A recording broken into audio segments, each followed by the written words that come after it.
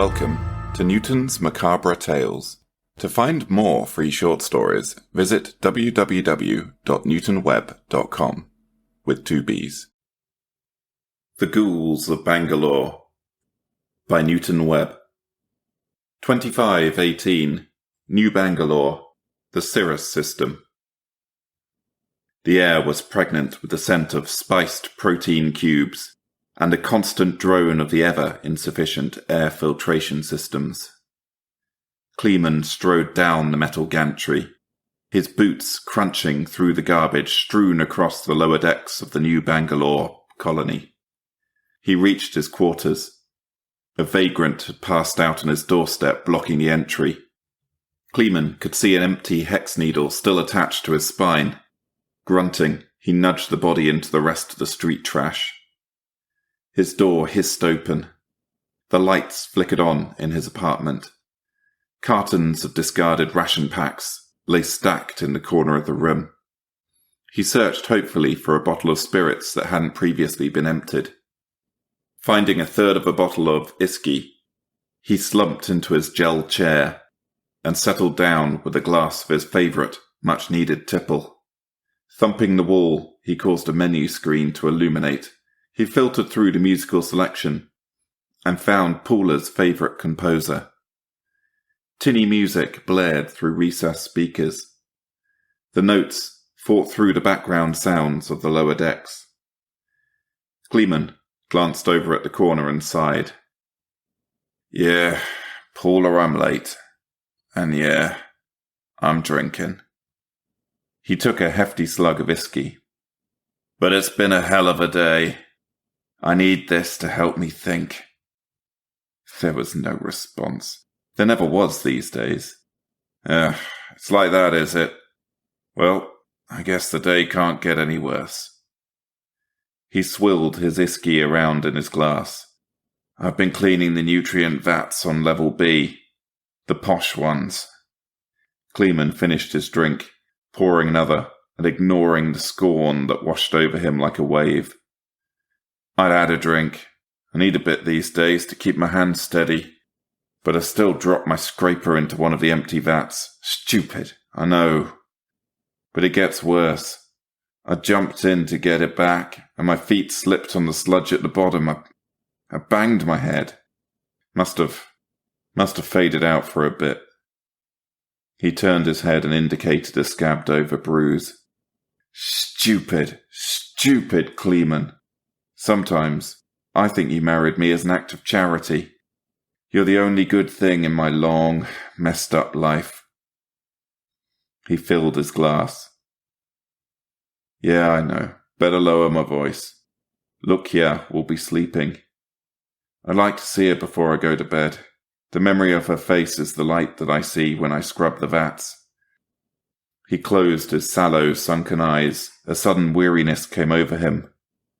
I heard something, Paula. Something bad.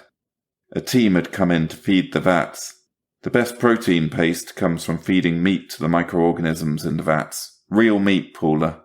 We aren't even allowed to see it. They store it in a sealed freezer. See, I always thought it was from animals or even synthetically grown. You know, the bits they can't serve as cuts to upper management. But I think I might be wrong. I don't know. Sometimes I get confused. I see things or I hear things that others don't. The whiskey, it helps. It helps it all make sense. He gulped down another slug. The workers, they were carrying something large. It took 2 of them to load it onto a cart. It was wrapped in some kind of opaque film, but Paula, they referred to it as an expended asset. One of them tipped it from the cart into the vat and laughed. He wondered who it was. Who, Paula? Not what. He looked at the empty bottle. I can't be sure, Paula, but I think they're feeding people into the vats. I get so confused sometimes, but that is what I think. For a long time, his bleary eyes stared into space. Yeah, I know. I need to be sure. I have to know the truth. I don't know why it matters to a cleaner, but it's not right. It doesn't sit easy with me. He paused. His eyelids were heavy now. I'm gonna say goodnight to Lukja now. Yeah, I'll be quiet, don't you worry. Kleeman stumbled to the back bedrooms. He carefully opened a small room to look upon a cot, surrounded by dolls. A thick layer of dust shrouded everything in the room. He pulled the door gently shut and then collapsed onto his bed, sighing. He didn't bother with the sheets. 2 thumps from his fist shut down the music as he faded into sleep. Then, the dreams started up again. Visions of his past, torturing him. A buzzing sound cut through Kleeman's head like a knife. He thumped at the door to silence the alarm. It snoozed 3 times until he eventually lumbered, cursing, to the kitchen to shut it down. His hands were shaking and his head pounded. He fumbled around for a bottle, and not finding one, latched onto a can of stim juice. The drink finally brought his brain to a state of wakefulness, and he used that brief moment of clarity to find a new bottle of whiskey from the cupboard. For a moment, he knew despair, his memories pulling at the corners of his mind, teasing loose long-forgotten terrors. He shook his head and swigged from the bottle, burying them in a fog of alcoholic oblivion. Looking up, he was relieved to see his family at the breakfast table. They never spoke to him. Why would they? He was a mess. His stomach wasn't ready for breakfast, so he stuffed a packet of protein cubes into his pocket. His hands and breathing were stable now. He took another pull from the bottle and filled up his hip flask with enough whiskey to hopefully see him through the day. The front door hissed open. Kleeman slid down the street, barely noticing the effluence around him. Children were picking at the garbage and debris clustered around the walkways. Everything in New Bangalore was recycled hand-me-downs from the upper decks.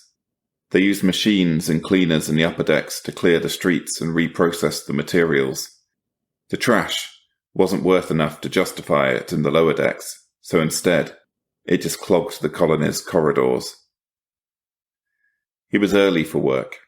His previous life as an engineer had given him a great deal of respect for punctuality. Of course, that was when the monarchy had been in power. He never discussed politics, but he'd been a staunch monarchist. He liked to think that people were born to fill a role in life. He'd never bought into the lie that social mobility. The only direction Kleeman travelled was down. He didn't mind, although he thought Paula deserved better. As a senior engineer, he'd been able to afford to live on the higher deck in the colony. They'd been able to eat the higher quality protein cubes too back then. His thoughts darkened as he thought of the protein cubes being made in the vats. He needed to know. His suspicions gnawed at him. He swigged out of his flask and cursed. He needed to take it slow, or he would run out midway through the day. There was a limit to the size of a flask a man could conceal in his overalls. The entrance to Durkin Hydroculture loomed at the end of the corridor. The huge armoured vault door was covered in a film of grease and dirt. It was cleaned daily, but the filth from the lower decks pervaded and infected everything that it came into contact with. His boots crunched as he trod on the chitin shell of one of the insects that had come to plague the colony. Kleeman welcomed them. They were the only ones that bothered to reprocess the filth. He fumbled to find his entry pass. The vault door chimed as he swiped his card and then pressed his thumb into the DNA scanner. A series of beeps sounded, acting as a countdown, before the vault door slid open. He found himself looking into the barrels of 2 armoured prefects, with shotguns levelled at his head. He nodded dismissively. "Good morning, Isidore. Good morning, Miron." Behind him, the doors closed with a clunk. "Arms up! Prepared to be scanned!" one of the helmets replied. The integrated voice changes made it impossible to distinguish one prefect from another. He stood with his hands in the air as the walls behind him hummed. "Right you are, lads," he said. The humming stopped, and the guns were lifted. The prefects dismissed him with a nod in the direction of the exit. He strode past them with a wave, and wandered on through the corridors towards the locker room. There, he retrieved his cleaning tools and began his day's work. The first hour was always spent doing the toilets on the executive floor.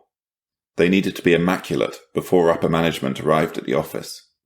The cleaners had to be gone before they started their shift. It wouldn't do for the higher echelons to soil their eyes by seeing the likes of him. Picking up his cleaner's kit, he took the opportunity to take his old engineer's toolkit and slip it into his trolley. Kleeman needed to know. He didn't know why, but he felt an invisible will pulling him to the protein vats, pulling him to the locked freezer. It was quiet now. He levered the plate of the locking mechanism from the wall and then rewired it to release the door. He saw dozens of hanging sacks, and pulling out his multi-tool, Kleeman tore one of them open. He didn't gasp. He didn't cry out. He'd known deep down what it was going to find. But he'd also known precisely what he was going to do about it. Music blasting through his cochlear implants, Trevor strode through the gleaming chrome doors.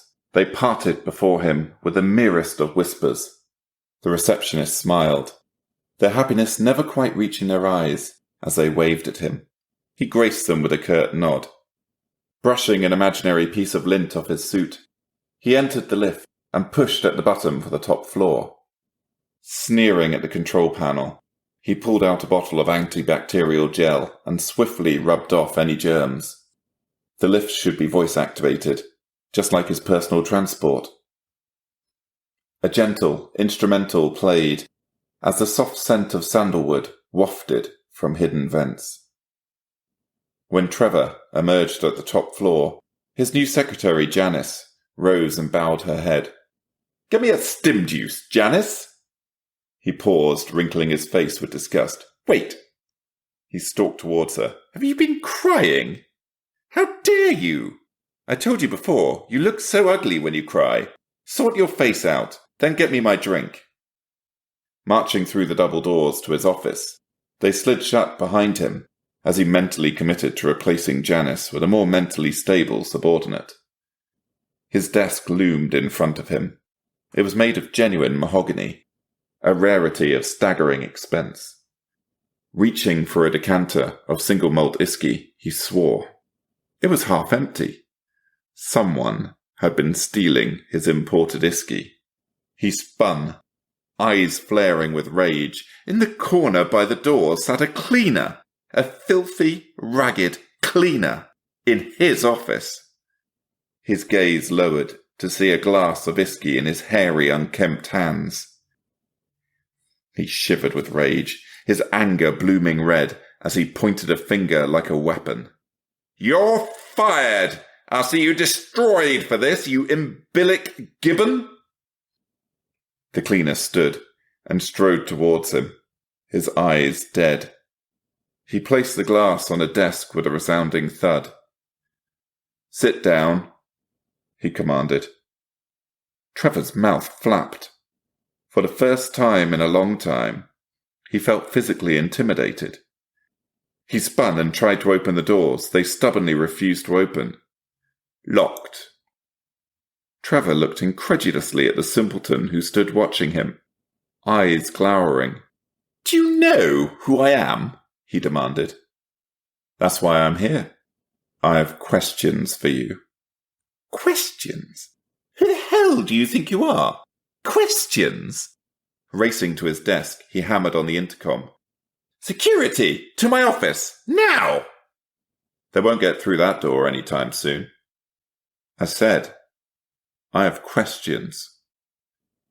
Trevor reached into his desk drawer and withdrew a Gauss pistol. Questions? The only question you need to ask is, why shouldn't I pull the trigger and pop your head like a ripe melon? Do you want to fucking die? What do you think of that? The oaf wasn't bright enough to be scared. That, or he was too drunk. The protein vats. I think that you're feeding them with human bodies. That's a statement, not a question, you idiotic peasant. Besides, you're a cleaner. The slop you're issued is far too low grade to be protein-enriched. Trevor chuckled. You come to my office and make demands. Ruining your life will become my personal pet project. You can't hurt me. Not really. The cleaner's dull, tiny eyes tracked him. Trevor stepped forwards and made as if to pistol whip the man. But then when the man cocked his head curiously at him, Trevor jerked back as if stung. He aimed his pistol at the cleaner's head again. So you do feed human bodies to the protein vats? Trevor sneered. The mid-tier vats, those who are valuable enough to warrant good nutrition, but not valuable enough to warrant genuine meat. It's not like you'd ever get any. I used to be a senior engineer. And then what happened? You fucked up somehow, didn't you? A malicious grin spread across Trevor's face. Looking at the man's badge number, he keyed it into his console. Kleeman, stupid name. Drunk on duty, demoted. Oh, look at this. Trevor cackled. Kleeman had taken the bottle now and collapsed back onto his chair. This is magnificent. You come in here, full of anger and righteous indignation. Your fucking wife got cancer. At a cleaner's grade, the medication we hand out is just sugar pills. Kleeman's eyes narrowed. He remained silent, even as his face darkened. Trevor tightened his grip on his pistol. Don't you move! Kleeman remained seated, pouring himself more whiskey. Your drinking ruined your life, and didn't just kill your wife. Oh, it fed your supervisor. Oh, this is wondrous. Trevor snorted and leaned back, his hands on his hips. Look at you! So angry, and yet there is nothing that you can do. Trevor nodded, finished his glass and stood up. Sit the fuck back down! Sit down! I don't need to do anything. I've already done it. Shoot me if you like. Kleeman tossed the ammunition clip over to Trevor. Numbly, Trevor checked his pistol. It had been unloaded the whole time. What have you done? The intercom. I rewired it. Been broadcasting through the announcement speakers. Trevor turned to the windows. Already the first fires had started as riots began across the colony. What have you done? He said numbly as Kleeman returned to his seat with another glass. Ruined my life. Reckon you've done worse, though. Kleeman looked at the almost empty bottle. I wouldn't hold out for security. I reckon they've got bigger problems. Trevor didn't respond. He just watched through the window in horror. The fires were getting larger. The fires were getting closer. Thank you for listening. To get notified every time a new episode is released, please click follow or subscribe and turn on all notifications.